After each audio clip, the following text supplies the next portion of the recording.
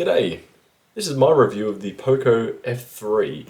Now this particular model I purchased on launch and then I unlocked the bootloader and put Xiaomi EU ROM on there.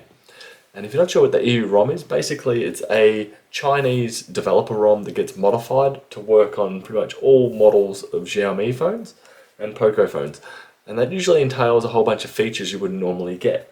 So for example, on mine, if I flick up, I have full screen navigation, which I don't believe is a feature that's available on the Poco F3 as of yet, but I haven't really delved too far into that. As I said, I've owned this since launch, and I found the phone to be pretty darn good and pretty darn comparable with other flagships, like the S20 Fan Edition, as I just mentioned. You've got 120 Hz or 120 Hz refresh rate of the screen, so silky smooth whenever you're navigating, no issues at all there. I do find there is a weird little green tint that I get when I'm using it at night time. It's extremely hard to spot during the day, but at night time you can kind of see the imperfections of it.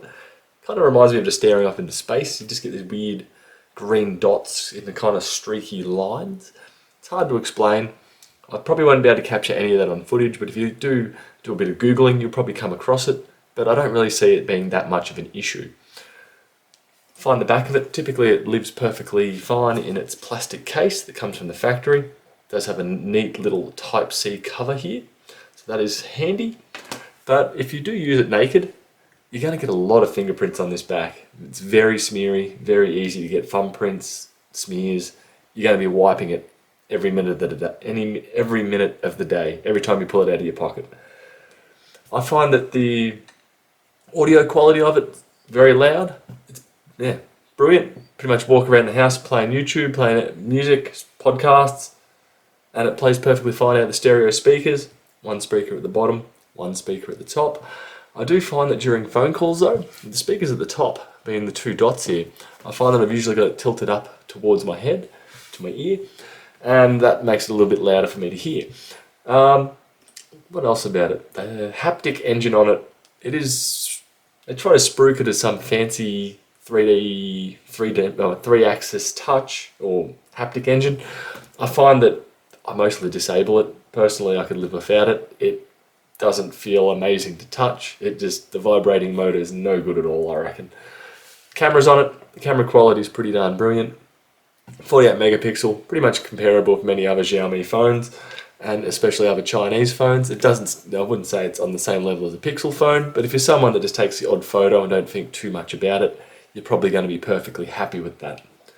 Performance-wise, it's running a Snapdragon 870, which this was the main reason why I went to this phone from the previous phone, which was the Poco X3, which I believe has the Snapdragon 765G. I wanted a bit more gaming performance. So on here I'm able to emulate GameCube games perfectly fine. I use a GameSir attachment which clips on the side and plugs into the Type-C port to essentially make it a controller. And I find from there that I've been able to play Tony Hawk Underground 1 and 2, a few Zelda games, Need for Speed Underground.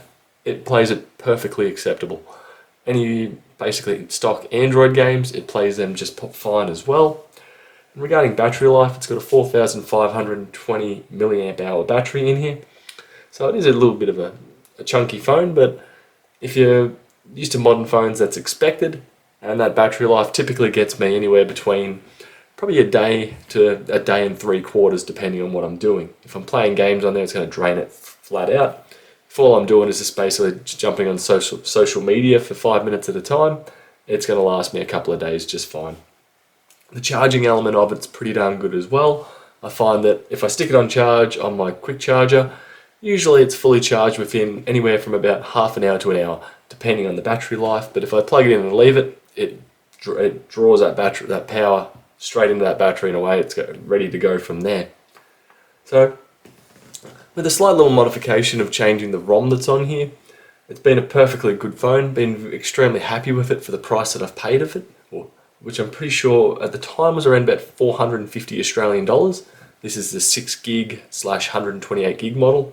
Storage wise has been perfectly fine as well, especially with those ROMs, as most of the stuff that I do is usually streaming based, be it YouTube or Spotify. And $450, which I believe now it's crept up a bit higher than that. I believe it was just a launch special, which they usually run. But if you get it for around that price, it's pretty good value. If you're in a Western country, potentially look for the Snapdragon S20 Fan Edition 5G model.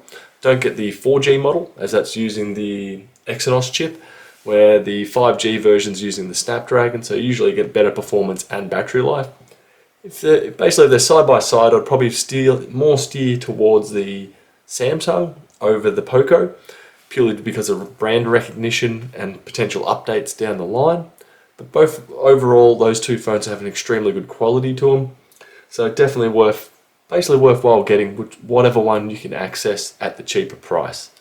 As I find that if you're currently paying retail price for the Fan Edition, you're probably spending anywhere from probably 700 to 900 Australian dollars compared to the Poco, which is nearly half price. So at that half price, it's virtually a no-brainer to go towards one of these. Anyway, I'll catch you guys later. Bye.